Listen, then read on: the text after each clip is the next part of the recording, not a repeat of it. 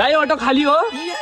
अरे बाबु तिमी यति सानो उमेरमा अटो चलाउँछौ? के गर्ने आन्टी, बामाले छोडेर गए। स्कुल जाँदैनौ तिमी? नाइ आन्टी, जाँदैन। तिमीलाई थाहा छ आज भोलिको जमानामा स्कुल पढ्न कति जरुरी छ?